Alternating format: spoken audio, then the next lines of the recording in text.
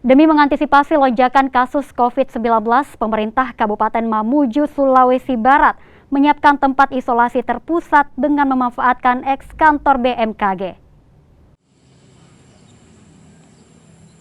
Eks-kantor BMKG Mamuju yang digunakan sebagai pusat isolasi pasien COVID-19 berada di Kelurahan Sinyonyoy, Kecamatan Kaluku, Kabupaten Mamuju. Kantor ini memiliki 7 ruangan yang kemudian dimanfaatkan sebagai tempat isolasi pasien COVID-19.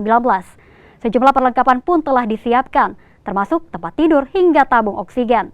Tempat isolasi ini nantinya akan digunakan pasien COVID-19 yang berasal dari 6 kecamatan terdekat. Di antaranya Kecamatan Tomo, Sampaga, Papalang, Kaluku, Kalumpang, dan Kecamatan Bonehau. Rumah isolasi ini tujuannya adalah untuk menampung masyarakat ketika ada bergejala sedang, bukan bergejala berat. Karena ketika pasien itu memasuki era bergejala berat, kita akan rujuk ke rumah sakit regional sebagai rumah sakit penopang. Kemudian untuk rumah isolasi ini dipusatkan di Tampak Padan, bisa mengcover beberapa puskesmas, beberapa kecamatan, yaitu Kecamatan Tomo, Kecamatan Sampaga, Kecamatan Papalan, dan Kecamatan Kalumpang, serta Bonehau. Jadi semua pasien yang bergejala sedang yang berada di puskesmas kecamatan yang saya sebutkan tadi itu bisa dirujuk di puskesmas Tampak Padan. Alasannya